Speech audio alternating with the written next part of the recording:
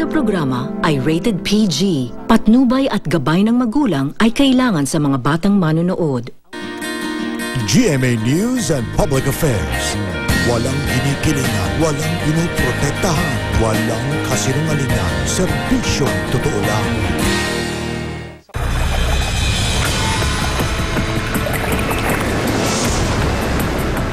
Ayun, oh.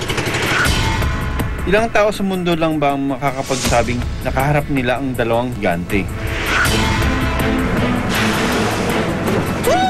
May flock! Oh my goodness, ang laki. Ngayong buwan ng Mayo, dadalhin namin kayo sa mundo ng mga tambuhala. Sa isang pambihirang pagkakataon,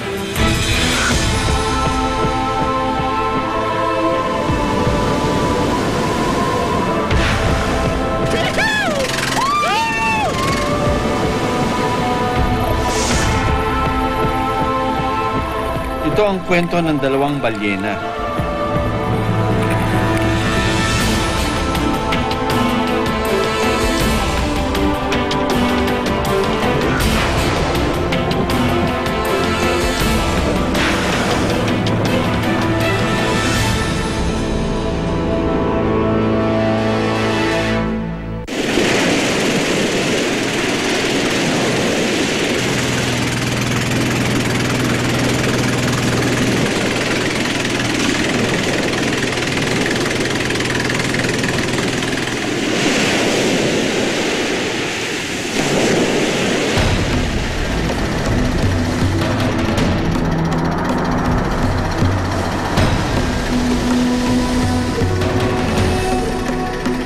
Halos 2 linggo na kaming nagdodokumento sa teritoryo ng mga higante.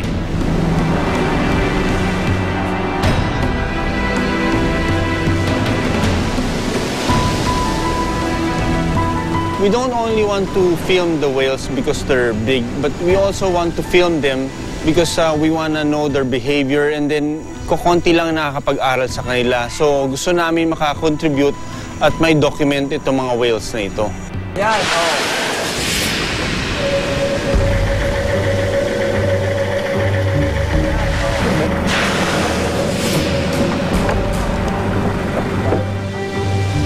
Nakaharap namin ang aming unang dambuhala, ang Brodus whale. Wow, what a beauty! Sa loob ng 2 linggo, halos araw-araw namin nakita ang Brodus whale.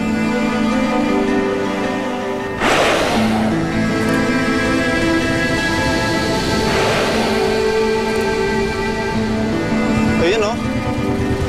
Wow! Nakunan din siya sa ilalim ng tubig.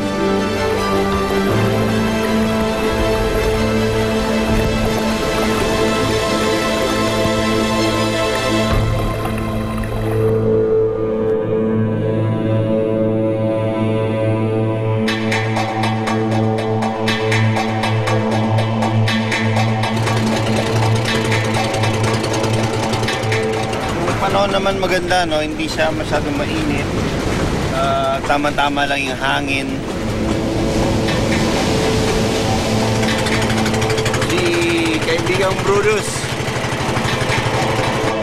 Pero ang blue whale na pinakamalaking hayop sa balat ng lupa, makikita pa kaya naming muli? May mga nakita naman tayo, mga pa isa-isa, pa dalawa-dalawa. Pero iba yung nila, iba yung gising nila ngayon. Palapit pa lang kami, nawawala na silang, nagda-dive na sila. So, parang yung energy level namin nun, parang nagiging ganun na rin nun.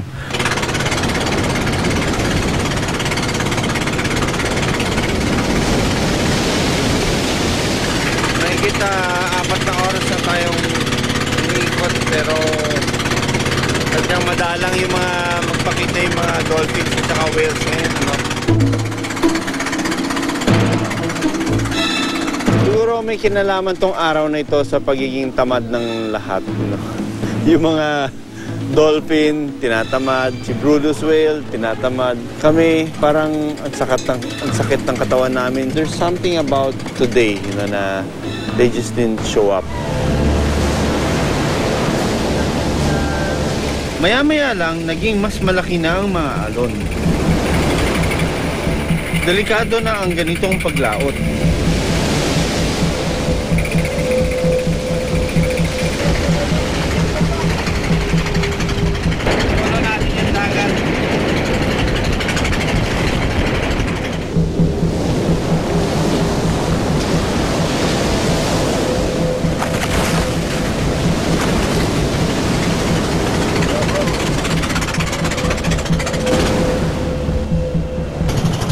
Wala kami makita, ang lakas-lakas ng alon. Siyempre, the call for our safety is with our captain, si Kuya Sunny. He knows if we're going to be in danger. He knows na whether sasalubungin niya ba yung waves or not. Yung ating captain, si Kuya Sunny, nag-decision muna siya na bumalik na malapit sa isla dahil nakita naman niyo yung alon, sobrang lakas. Habang nagpapahinga, nakakita kami ng isang blow o hinga ng balyena.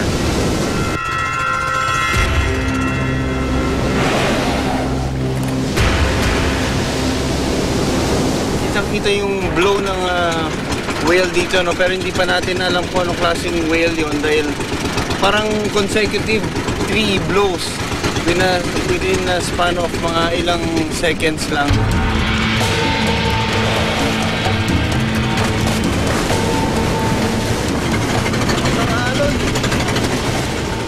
Parang mas madalas siyang huminga. Siguro dahil nag-e-effort siya para kumontra dun sa alon.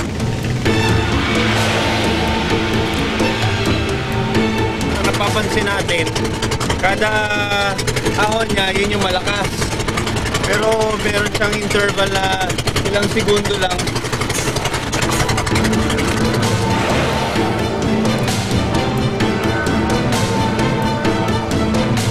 Yung pinaka-island, nakikita mo yung contrast ng blow doon na aside from noticing that it was more frequent, it looked higher, parang ang taas-taas ng blow niya.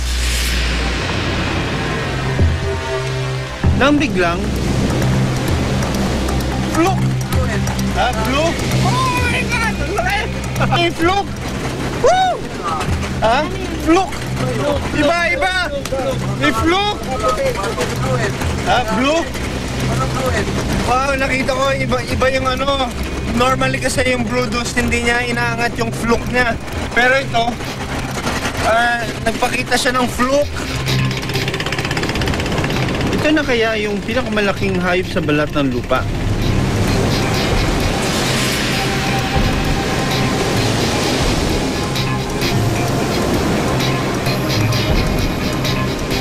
Pagkatapos ng madudugong laban, dumating na ang bagong hamon para sa ating kampiyon. Oh, yes, sir. The fighting female pride of the Philippines, Anna the Hurricane Bulatan.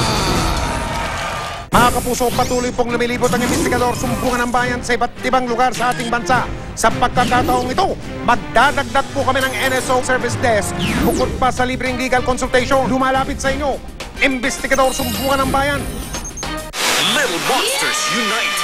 The journey continues. It's now 2 shows due to overwhelming demand. The Born This Way Ball, starring Lady Gaga. May 21 and 22 at the Mall of Asia Arena. The Born This Way Ball. Tickets now on sale. For info, call SM Tickets 470-2222. Buy your tickets online at www.smtickets.com. Una ang pangangalaga sa kalikasan sa Born to be Wild. Hatid ng Nestea Dob Litro.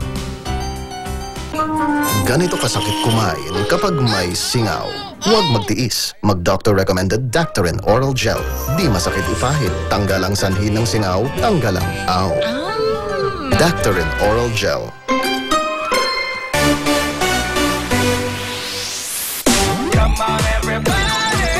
Today, I will have things my way. my moves, my grooves. Even my prepaid promos. Because for the first time ever, Globe frees me to go play. It make my own. I just dial *143, number sign for free. Put together the stuff I want and go for as low as 5 pesos. It's easier than ever to enjoy Globe Prepaid my way. Because I'm free To go play. go. With diarrhea, your digestive system goes out of control. Take Imodium. It quickly and gently brings back the natural rhythm of your digestive system. Imodium. Ayoko malayo sa inyo. Sa'yo. May nagawa kasi akong kasalanan sa'yo eh. This is the last time she will ever betray me. There's Real Clean with a new Eskinol Deep Cleanser.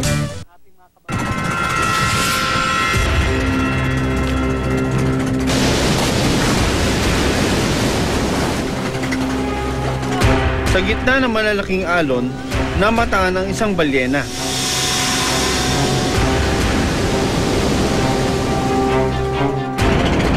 Parang iba ugali nito, no? Sobrang limit na magpuga. Pero sana iba.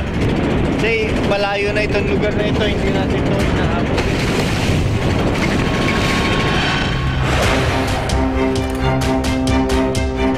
Pakontra siya sa current ng ng tubig.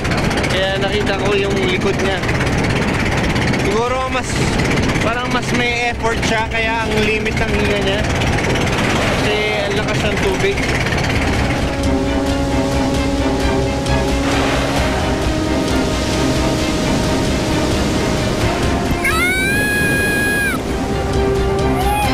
Fluke!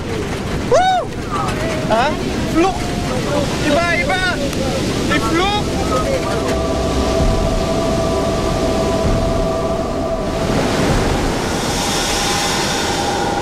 Wow, nakita ko iba yung normally kasi yung Bluetooth hindi niya inaangat yung fluke niya. Pero ito, nagpakita siya ng fluke.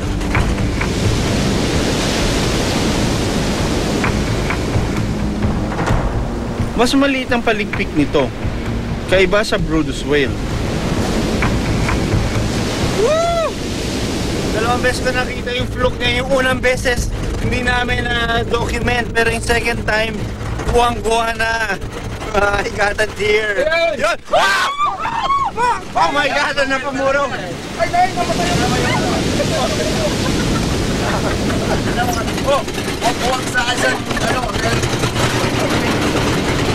Oh my God. Oh. Can't be.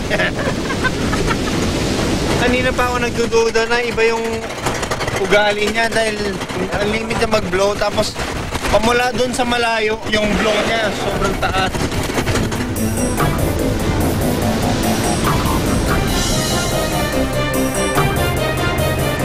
Ito na ang blue whale, ang pinakamalaking hayop sa balat ng lupa.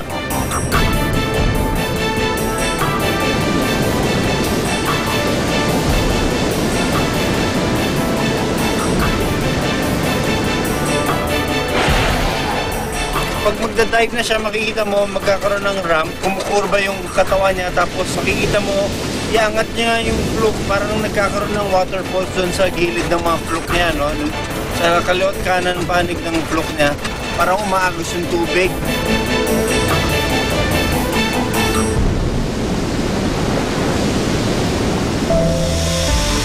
Ang higanting blue whale, kayang umabot hanggang 30 metro, mas mahaba pa sa 3 bus. Nanganganib na ang bilang ng blue whale. Ayon sa pag-aaral ng International Whaling Commission noong 2007, kung noon ay mahigit 200,000 blue whales sa karagatan, ngayon, maliit pa sa 3% na lang o mahigit 5,000 ang natitira sa kanilang bilang. Yung last year, yun yung unang pagkakataon na na-document extensively on national television ang blue whale. Sabi ko yung Brodus was the highlight of my life, you know. Like, kasi yun yung first time ko makita.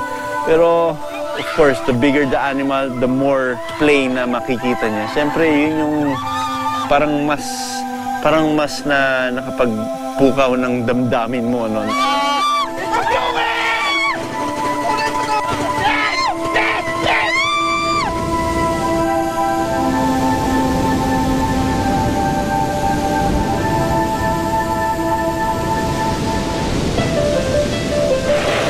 We saw the opening of the blowhole.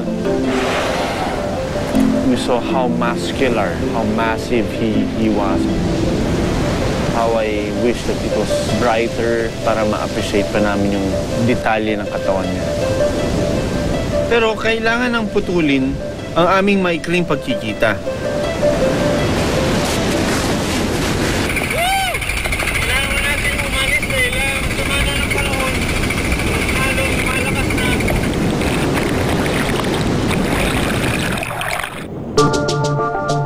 Pinaalam namin sa mga researchers ang nakita naming blue whale para makatulong sa kanilang pag-aaral. I-email namin yung photos ng katawan niya na nagpapakita na totoong blue whale ito, no?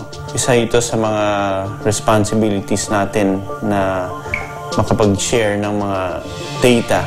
Attach ko yung picture.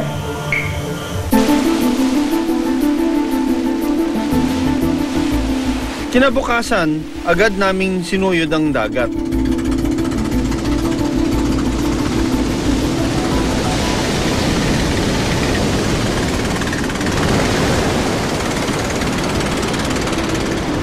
Pero walang bakas ng higante. Noong isang taon, isang beses lang nakita ng Born Team ang blue whale.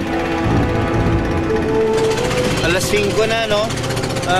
Ganitong oras namin nakita yung blue whale. Ang pagkakaiba lang, yung tubigan nun masyadong rough. Ngayon, mas kalmado siya. At wala pa kami nakikitang yung blow niya. Natapos ang araw nang walang balyena. Magpakita pa kaya siya ulit?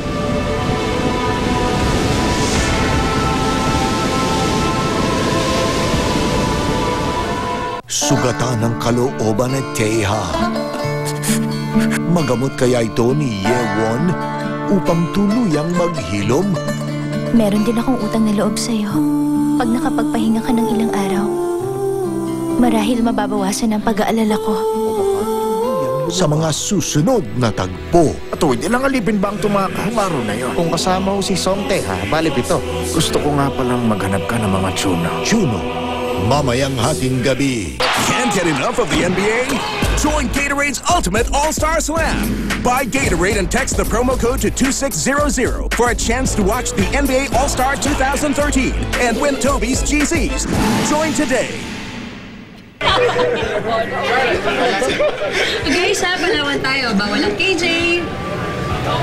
Oh, ayaw na naman ito. Guys, my heart says go, but my money says no. Pare-pareho lang tayo dito eh. Kaya tayong tatrabaho eh. Hard work. Shouldn't you get more out of it? Let's make it easy. BPI. Talk to us. At KFC, real goodness comes from the Colonel's 11 secret herbs and spices and our freshly prepared chicken. Because keeping it real is our secret too. So good. Kahit ingatan kita, pwede kang magkasakit. Kaya ang pagmamahal ko, ito todo ko. Celine, araw-araw. May 10 times more vitamin C. Marami mang may sakit, protektodo ka ng pagmamahal ko. Celine.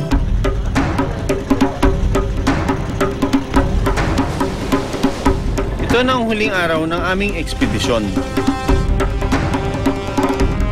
Huling tsansa para makita ang pinakamalaking hayop sa balat ng lupa. Last day na namin, ano? Excited ako dahil usually on the last day, doon maraming nangyayari. Nanalangin ako na, Lord, please give us more sightings and make things more exciting today. Ito yung huling pagkakataon namin para hanapin yung blue whale. Kasama ulit namin si Kuya Boy. Wala pang mga isang oras. So ako naman, parang pilit kong tinitignan yung dagat. Nasaan ba yung blow na yan? Nasaan na ba yung blow na yan? Hindi ko makita, no? Parang nakita ko yung mukha ni Kuya Boy, no? Parang nangingiti. Kuya Boy, doon tayo sa nakita nyo, no? So, gumamit pa ako ng binoculars. Talagang, sabi niya, 12 o'clock. Hindi ko talaga makita, eh. Naka 20 minutos na tayong maandar. Biglang, ayun, nakita ko na may blow na gano'n.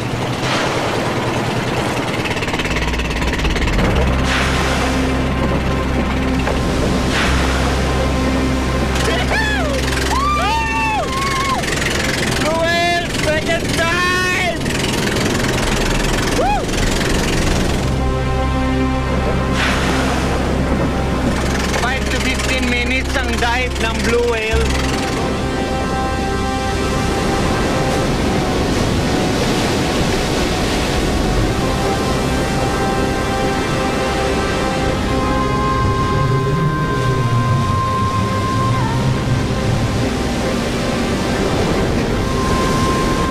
At sa aming ikalawang pagkikita, kada surface niya, nagbo-blow siya ng kanyang hangin, tapos tumatagal ang mga 5 hanggang 7 surfacing niya bago siya mag-fluke. Tapos na-observe na naman natin yung pag-U-turn niya. Ang nakita namin yung blue whale, nag-U-turn pala siya. Kikita namin umiikot siya. Para sa malaking whale na gano'n, parang how can he maneuver in a few minutes, ano? Biglang nagsastop siya, akala mo naglalaging siya, kaya pala umiikot siya.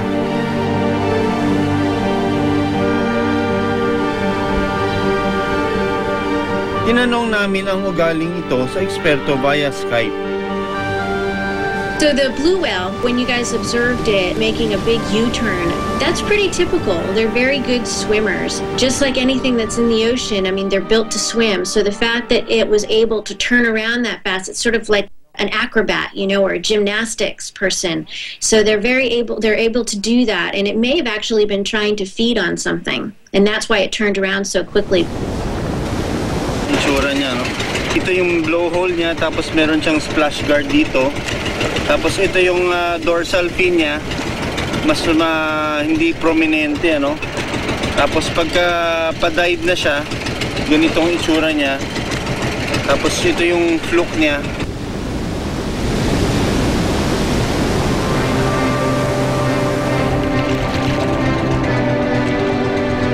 Yan na.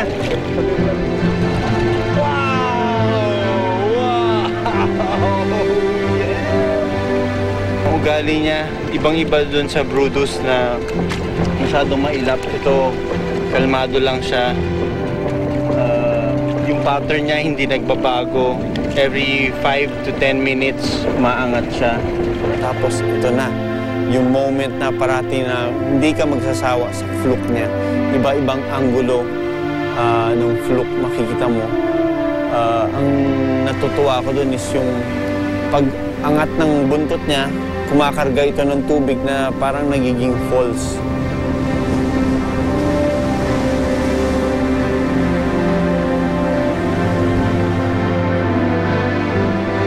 Ayon sa mga researcher, bagong salta raw ang blue whale. Iba siya sa nakita noong nakaraang taon.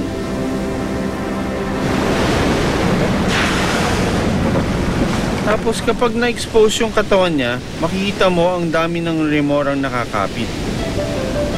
Ito yung mga isdang tagalinis sa mga balyena.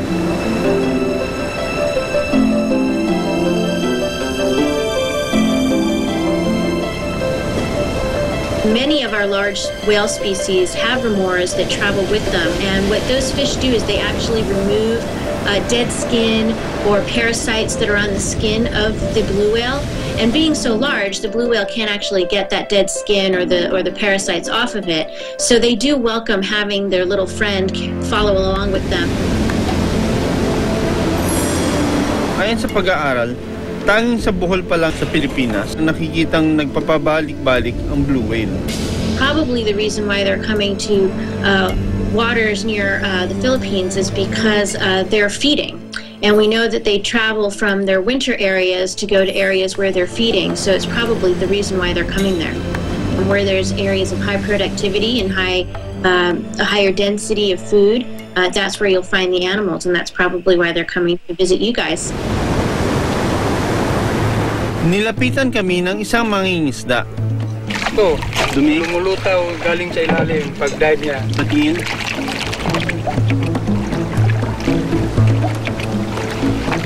Ito yung kuling-pula. Ito yung feces o yung dumi ng whale, ano? Humingi kami ng konti kasi gusto namin to ibigay sa mga researchers kasi we want to contribute in spite of filming para lubos nyo maintindihan itong mga balyena ito.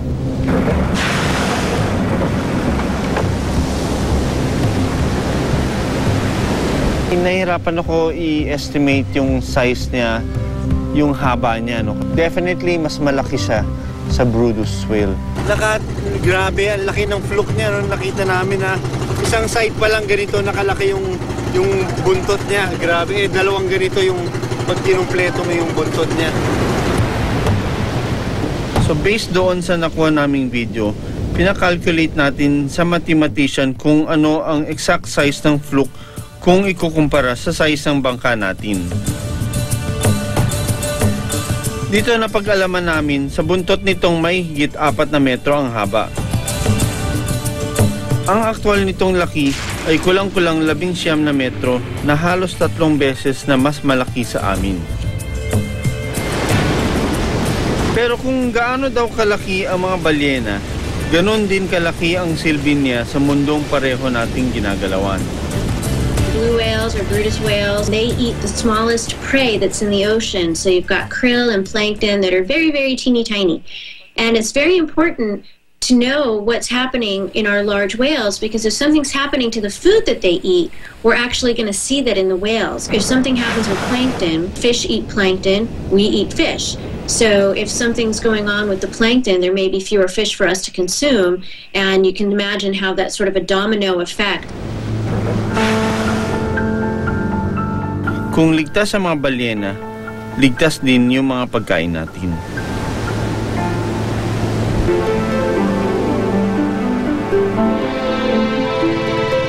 Tayong mga tao, direktang nakakaapekto sa mga balyena. Ang mga balyena ay namamatay dahil sa aksidenteng paglunok ng mga kalat nating plastic. At sila ay nabibitag sa mga lambat na panghuli natin ng isda. Ito ang malungkot na kapalaran ng maraming balyena.